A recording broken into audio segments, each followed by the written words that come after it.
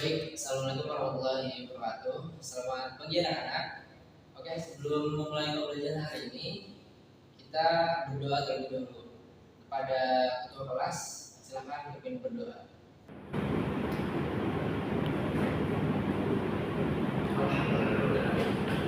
Oke, pada hari ini kita akan mempelajari tentang sel. Nah, sebelum masuk tentang sel, kalian udah pernah baca nggak sih tentang apa itu sel? Oke, nice. Oke, good job. Oh iya, Bapak mau absen dulu ya. Hari ini siapa yang nggak hadir? Oh, Tony sama Brian lagi.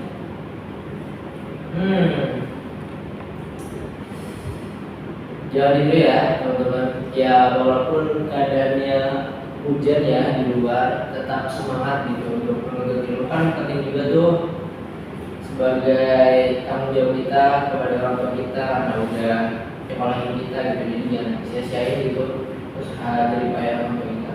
Oke, masuk tentang sel.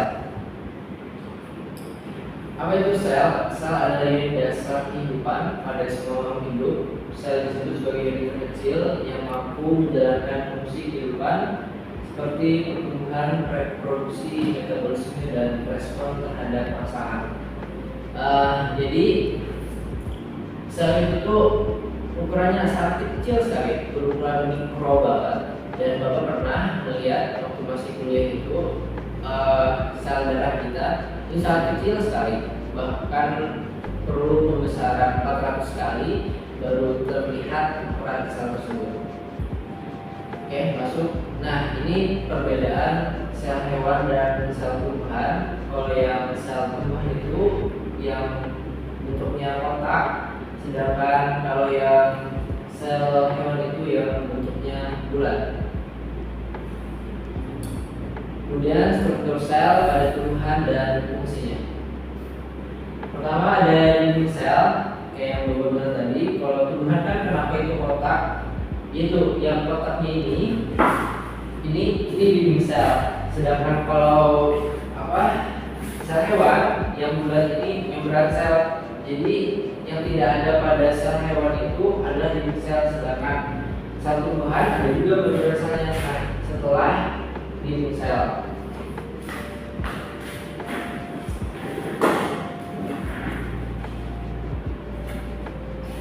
Dinding sel tumbuhan ialah organan keluar yang terstruktur kaku, terdiri selulosa, hemiselulosa, dan peptid serta dibentuk oleh nukleosom.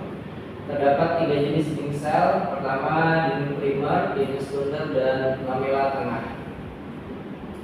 Jadi dinding sel itu yaitu tersusun oleh 3 lapisan itu. Yang pertama dinding primer, kemudian dinding sekunder, dan lamela tengah. Bisa kalian sendiri ya. Kemudian lanjut ke membran plasma. Membran plasma atau sering disebut dengan plasma lemah merupakan selaput pembungkus isi sel protoplasma yang berasosiasi dengan dinding sel. Membran plasma juga berperan sebagai pembatas organel sel. Oh ya, ini seginya agak gangguan.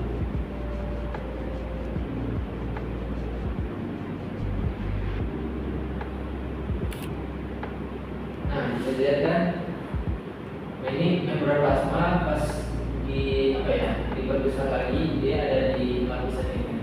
Ini pada sel hewan. Kemudian protoplasma adalah dasar fisik kehidupan. Seluruh bagian sel yang terbungkus oleh membran plasma disebut protoplasma. Bagian dari protoplasma yang campur dalam sel dan inti ialah sitoplasma. Jadi protoplasma itu seluruh bagian yang ada di dalam membran sel mencakup itu yang bisa kalian lihat nih, ada nukleus, sitoskeleton, sitoplasma, itu bagian dari protoplasma.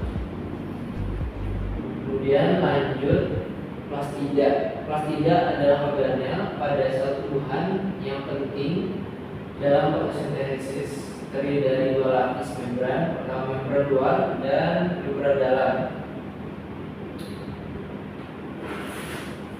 Nah ini strukturnya lagi lebih lengkapnya ada stroma, kloroplas DNA, granul, eksternal membran, internal membran, kemudian ada plastoglobule, ribosom, tilakoid membran, lumen dan lamela.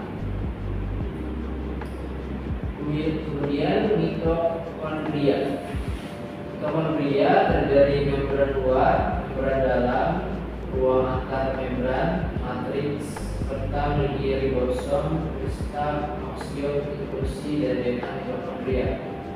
Organ ini ditemukan pada sel dengan aktivitas metabolisme tinggi yang membutuhkan banyak ATP.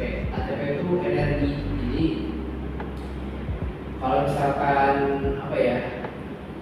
perpindahan zat itu kadang ada membutuhkan energi dan ada yang tidak membutuhkan energi. Kemudian lanjut, RE atau retikulum endoplasma adalah struktur dengan dua lapis membran yang batasi ruang sempit berfungsi sebagai komponen plasmodesmata terhubung dengan inti sel. Nah, kalau RE sendiri itu ada yang RE yang halus sama RE yang kasar. Nah, bisa dilihat kan ini pada tumbuhan ya. Kalau RE yang kasar itu ditempelin oleh ribosom, jadi ada ribosom yang menempel. Sedangkan kalau RE yang halus dia nggak ada ribosom yang menempel di RE-nya. Kemudian lanjut ke badan Golgi. Badan Golgi. Badan Golgi juga dikenal sebagai aparatus atau kompleks Golgi, merupakan tumpukan lempeng sisterna pipi yang mirip dengan retikulum endoplasma, tapi memiliki lapisan ruangan yang dilapisi membran.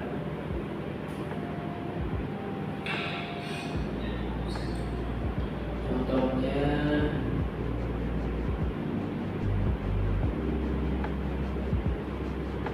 ini bisa dilihat. Nah, karena tidak terkondisikan program kita, jadi Bapak awal jelasin langsung aja ya. Oke, nanti coba matiin dulu, oke?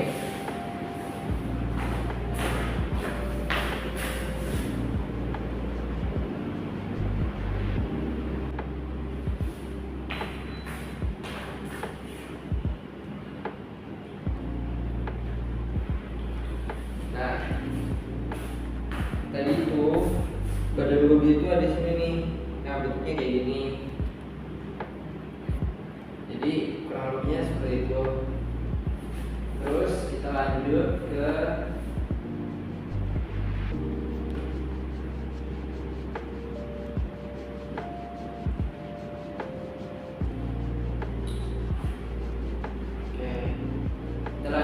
ribosom.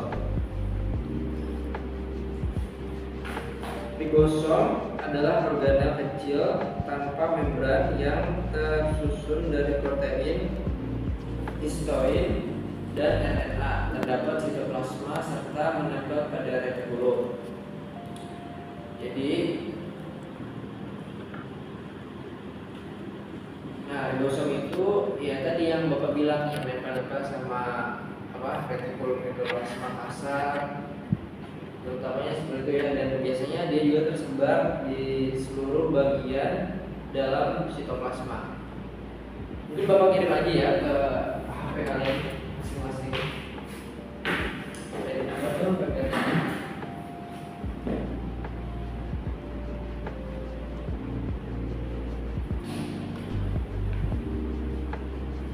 Gimana? Udah juga ya. Oke, lanjut ke nukleus. Sel tumbuhan memiliki satu inti. Pada sel embrional inti terletak di tengah, sedangkan pada sel dewasa inti dikelilingi oleh suatu inti yang memiliki pori-pori untuk transportasi antara sitoplasma dan inti. Nah, jadi nukleus itu disebut juga dengan inti sel. Dia utamanya berbentuk bulat di dalam sebuah sel.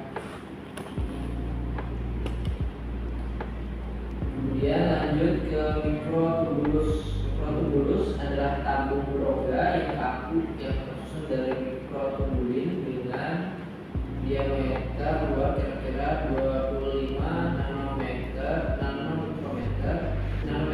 dan diameter dalam lebih kurang 12 nanometer. Kemudian ada vakuola. Nah, kalau pada sentuhan, misalnya itu di slide ketiga, kalau pada sentuhan vakuolanya itu besar gitu, nampak jelas gitu. Sedangkan kalau di sel hewan itu tuh ada, bahkan terkadang bisa nggak ada. Dan biasanya kalau vakuola di sel hewan itu ukurannya lebih kecil. Vakuola adalah organel yang dibungkus oleh membran sel yang paling besar. Vakuola berasal dari bahasa Latin vacuolum yang artinya kosong, karena organel ini sama sekali tidak memiliki struktur internal. Biasanya berupa seperti cairan gitu. Nah, kemudian lanjut yang terakhir yaitu zat energetik. Zat energetik dalam satu tumbuhan ada zat-zat protoplasma hasil metabolisme yang terdiri pada zat padat dan zat cair.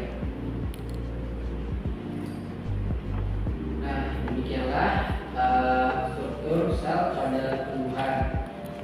Intinya kalian pelajari sendiri ya di rumah. Dilengkapi gimana? Tinggal belajar aja di rumah. Ini mungkin cuma apa ya? Pembuka aja gitu untuk kalian mengenal tentang struktur sel tumbuhan.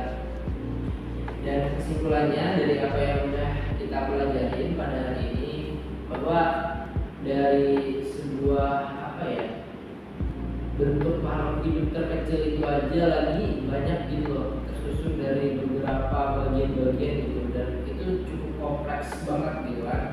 Nah, dari situ membuktikan bahwa luar biasa banget apa tuh ciptaan Allah, kemahakuasaan Tuhan gitu menciptakan kita. Bahkan untuk ukuran sel yang berukuran nanometer itu aja punya apa ya, tersusun lagi tuh dari bagian-bagian yang lengkap, yang kompleks banget, dan tentunya kita harus bersyukur banget dengan apa ya, dengan kekuasaan Tuhan tersebut gitu. Dan harusnya dari ini kita jadi punya semangat gitu untuk mempelajari lebih dalam tentang ilmu gitu, dan sebatas hal-hal ini aja. Dan banyak apa hal yang perlu kalian eksplor lagi ke depannya gitu. Dan apapun nantinya mimpi kalian, ya dalamin. Dan misalnya kalian sudah memilih satu mimpi yang ingin kalian capai, ya maksimalkan dan upayakan semaksimal mungkin. Mungkin itu aja dari Bapak. Assalamualaikum warahmatullahi wabarakatuh.